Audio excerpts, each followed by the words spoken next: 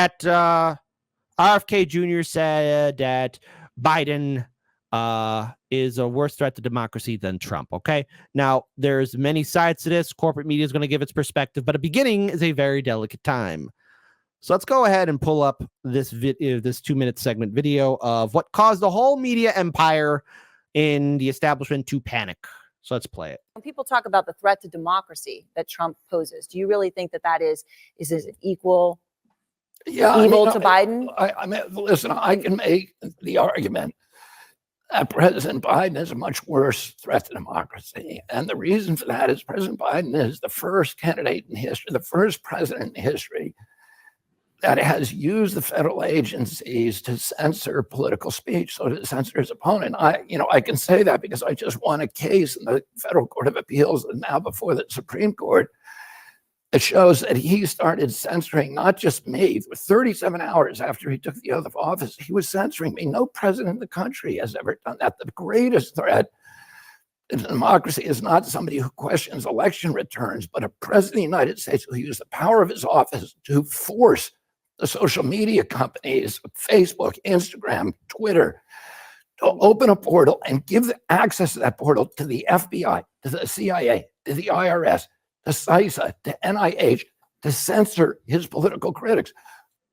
Now, that's a danger because we're seeing, and as we've covered on the show, how there were a few states, and thank goodness the Supreme Court reversed what Colorado did, how they are going after Donald Trump, saying that he shouldn't be on the ballot.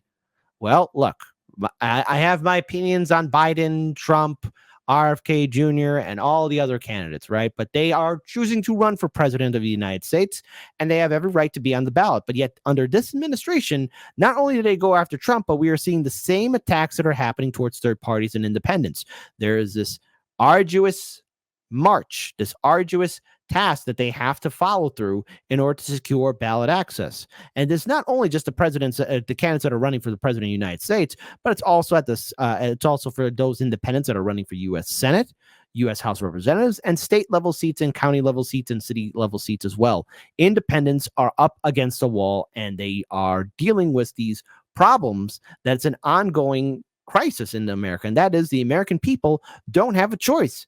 Our voices are being ignored by the two-party establishment system, and under Biden, we're seeing how he is censoring and suppressing many of his opponents. If this was Donald Trump, the pink pussy hat people would be out there on the streets.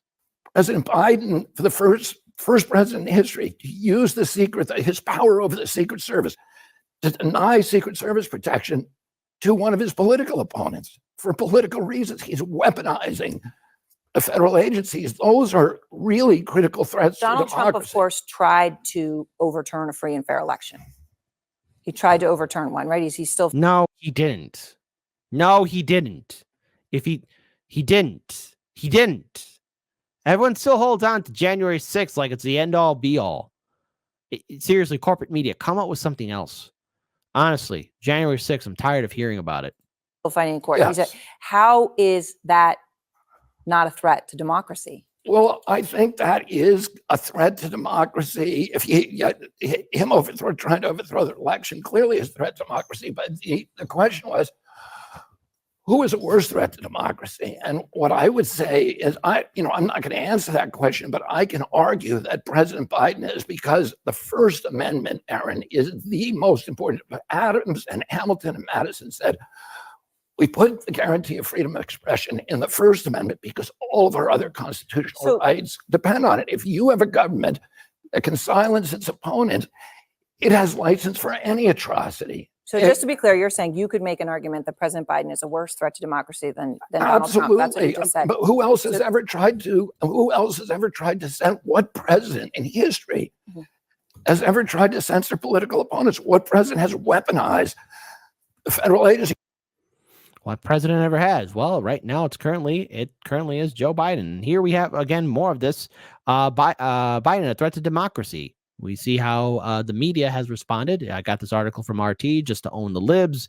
President Joe Biden could be a bigger danger to U.S. democracy than former president, presumptive 2024 election rival Donald Trump. Another presidential candidate, RFK Jr., said Biden is the first president in U.S. history to mobilize federal agencies to silence his political opponents, the politician said. Speaking to CNN on Monday, RFK Jr. pointed to his being blocked on various social media platforms during Biden's term in office and branded this as an effort to censor political speech that violated the First Amendment. And as we all know, the establishment is on a super fast rush to censor. And here is the same outlet, CNN, having their little panic attack. Shout out again to Case Study QB. I don't know how you sit through this, buddy. So Eva McKend, independent presidential candidate Robert F. Kennedy Jr. spoke with our own Aaron Burnett last night. He argued that President Biden is actually a bigger threat to democracy than Donald Trump. Take a listen. I can make the argument that President Biden is a much worse threat to democracy. And the reason for that is President Biden is the first candidate in history, the first president in history that has used the federal agencies to censor political speech, so to censor his opponent.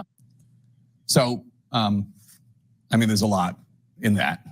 We should note, it wasn't Biden doing the censoring, although the Biden administration for sure was asking social media companies to cut down on misinformation about the virus. And Kennedy Jr. was suspended from Instagram for, quote, repeatedly sharing debunked claims about the coronavirus or vaccines. What's the strategy here?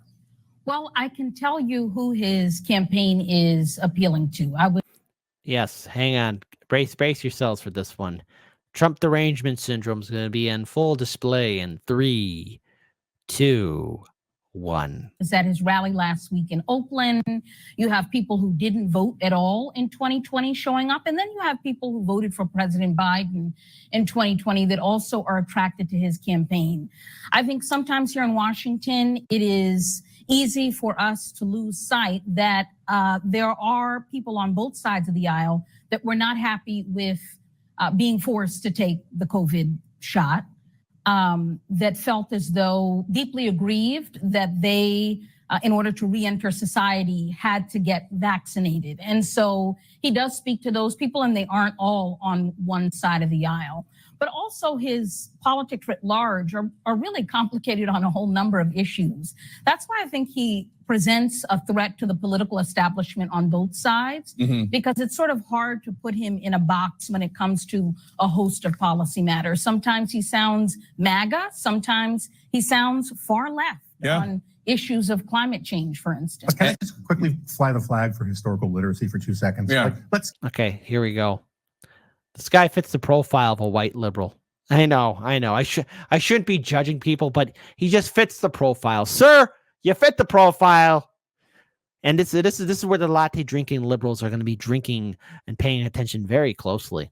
Concede, which I don't think is true, what he's saying about how he was censored as a political opponent. And he was. We covered that, and so have other third-party candidates like again Dr. Jill Stein, to an extent Cornel West, libertarians. I've covered this, so this is nothing new to me, because I've interviewed a treasure trove of independents and third-party candidates who say that they've been censored, blocked by the media.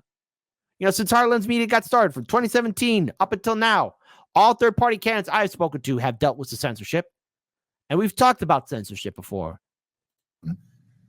The idea that Biden is the first president to ever use agencies of government to censor people or weaponize against. Eugene V. Debs ran for president from prison. Yeah. Woodrow Wilson shut down scores of newspapers and magazines. FDR controlled the mails. Abraham Lincoln shut down newspapers. It's very similar to me, like Donald Trump talking about he's been treated worse than Abraham Lincoln was. Right. Or that blacks in 2016 had it worse off than they did any other time in American history. It is pure historical illiteracy that takes advantage of the fact that everyone has the memory of a goldfish. So his goal with all of this, that interview was really clarifying. His goal is to defeat Joe Biden and elect Donald Trump. He not only... Look, I got my criticisms for RFK Jr., but that's not who he was saying. It's not to defeat Joe Biden to elect Donald Trump, okay? If you're going to vote for RFK Jr., your vote's going to go to RFK Jr. It's not going to help elect Donald Trump. And again, popular vote doesn't matter in this country. It's the Electoral College, okay? And the thing is, Democrats, if you're crying about this so much, then why not? I don't know. You had 4 years, you had 3 years really to follow through with progressive policies to actually implement things. But oh no, the Senate parliamentarian, oh no, Senator Joe Manchin, oh no, Senator Sinema, oh no, they have no excuse. Oh no, Blue Dog Democrats, oh no, they can't do this, they can't do that. Democrats, this is all on you. So if people aren't going to vote, or either that they're going to vote third party independent, well, it's your own fault for losing your voting base. It's not my fault. In fact, the only thing I'm going to do is I'm going to encourage it further. I'm going to encourage people to vote third party and independent, as they should, because it's the right thing to do. Because for some reason, liberals think your vote is entitled and right of Joe Biden. If you do anything else, you're an awful person. Well, good. I am an awful person. He said this nonsense about how Biden somehow is a greater threat to democracy than the guy who spoke at the Ellipse on January 6th, right before the riot at the Capitol. He also said about election denialism. He said, well, I wrote an award-winning article in Rolling Stone that said the 2000 election. 2004. 2004, sorry, 2004. Well, that's not the same as attacking the Capitol, as beating cops, as hitting Brian Sicknick, as an officer over the head, tasing Officer Michael Fanone until his heart stopped. He did that on purpose. He wants to normalize the election denialism of Trump, normalize the guy who said he wants to be a dictator. He's projecting. This guy at CNN, he's like, and there's probably a lot of liberals going, yup. Oh yeah, we're eating all this shite up. And terminate the Constitution, normalize all of that on Trump while attacking Biden. Yeah, He's going right after We Joe. should note that John Kerry's own pollster weighed in and said, I wish I could say Ohio was stolen from John Kerry in 2004, but it was not. We lost it fair and square. Right. But it is true that he was leading the wackadoodle charge on insane election denialism in 2004, way before Trump was. I mean, just to give the devil his due. He was way ahead. This is why I don't watch CNN. I want to pull up this just 1 minute video. Hey, look, it's everybody's favorite, Fredo. Let's just listen to this because CNN decided to do a little sneaky sneak. Do you want people to believe that you think that President Biden has done more objectionable things vis-a-vis our democracy than former President Trump did in the aftermath of the last election? What I said was that I can make this argument, and I didn't say definitively whether I believed one or the other was more dangerous than democracy. I did say that I don't believe either of them are going to destroy democracy. Now, the point I made last night, and the way I'm very grateful, by the way, to Erin Burnett, as you know, CNN has not let me on for a live interview in a decade, and she did that. She was very, very courageous. She gave me a very fair interview. I was really dumbfounded about how fair it was. When CNN Digital got it, they cut my quote, so it looked like I was making this definitive statement that Biden was more of a threat to democracy than Trump. And of course, I never said that, but that's a way of making me look crazy to liberals. Do you want people? So just only played that just for a little bit, just so that everyone can see that. So what can we take away from this? First of all, if you challenge the neoliberal narrative to saying that Biden is doing anything wrong, you're vilified. Now, my criticisms, I made it very clear about what I think about RFK Jr. and some of his policies, especially in regards to Israel. Fine. But what does concern me is the intensification of corporate media now really trying to push back against anyone or any group that is going to be critical of Biden. And what I mean by this is we saw how the vote blue, no matter who sycophants were quick to bully people online and social media, to terrorize their lives, to make everything go upside down. And the thing is, this is something that should concern all of us. All of us should be concerned about how brutal and how insane the vote blue, no matter who people can be when it comes time or gets closer to November, when it's time for all of us to vote. Now, I'm not going to tell all of you how to vote. That's your own way. I encourage you guys to vote independent third party. And if you're not going to vote, fine, that's on you. And if you're going to vote Republican or Democrat, fine, go ahead. The world's your oyster on this one. The point is, once you vote, that's it. And you cannot control something that's going to be out of your hands, no matter what happens in November. I mean, it would be interesting to see third parties get maybe an electoral college vote, what a site that would be, but that's probably not going to happen.